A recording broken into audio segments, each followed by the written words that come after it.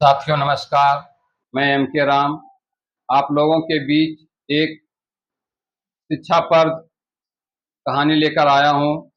साथियों खुद सुने और अपने छोटे बच्चों को सुनाएं, क्योंकि हमारा कहानी जो होता है वह छोटे बच्चों के लिए ही होता है। इसलिए आप छोटे बच्चे को जरूर सुनाएं। कहानी इस प्रकार है। एक राजा थे जो अपने नगर भ्रमण के लिए घूम रहे थे। राजा साहब अचानक रास्ते में एक बड़ा पत्थर देखते हैं। उन्हें यह पत्थर देखकर आश्चर्य होता है कि बीच चौराहे में इतने बड़े पत्थर है और कोई व्यक्ति इसे हटाया नहीं है। चलो आज देखते हैं कि यह पत्थर से क्या होता है, कौन हटाता है। और इस तरह से राजा साहब एक पेड़ के पीछे छुप जाते हैं और देखते हैं कि पत्थर को कौन हटाता है। यह सोचकर देखने लगते हैं।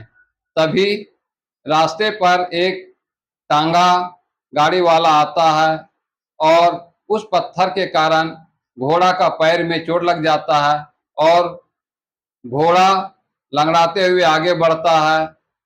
इस तरह से टांगे वाला गाली बकता हुआ आगे बढ़ जाता है कि कैसे लोग हैं यहाँ पर बीच रास्ते में पत्थर रख देते हैं, और इस तरह से बोलते हुए वह आगे बढ़ जाता है। राजा साहब फिर देखते हैं कि पीछे से एक दूध वाला व्यक्ति आता है। वह दूध लेकर साइकिल में आ रहा था।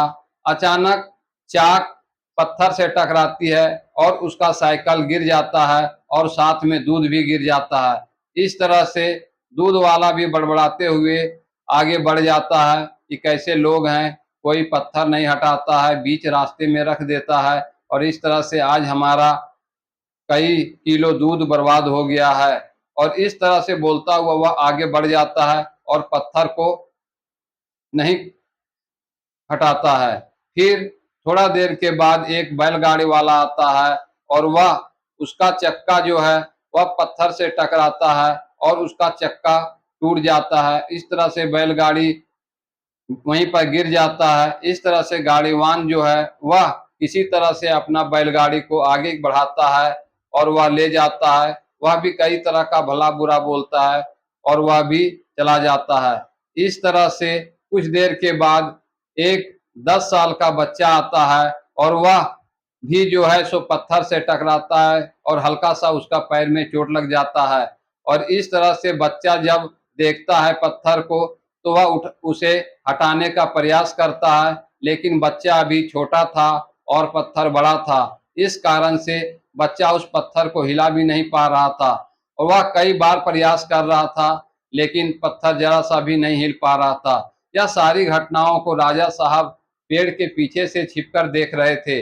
इस तरह से राजा साहब को समझ में आ गई है कि यह बच्चा छोटा है लेकिन प्रयास कर रहा है पत्थर को हटाने के लिए। और इस तरह से राजा साहब उस बच्चे के पास जाता है और वह बच्चे को मदद करता है, और इस तरह से राजा साहब और वह बच्चा दोनों मिलकर रास्ते का पत्थर जो बड़ा था उसे किनारे कर देते हैं।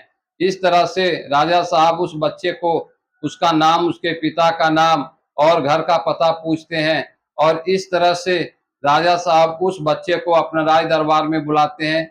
और राज दरबार में बुलाने के पश्चात इस कार्य के लिए जो एक छोटा सा बच्चा था, बड़ा पत्थर था, वह जान रहा था कि हमसे नहीं हो पाएगा, फिर भी उसने प्रयास कर रहा था।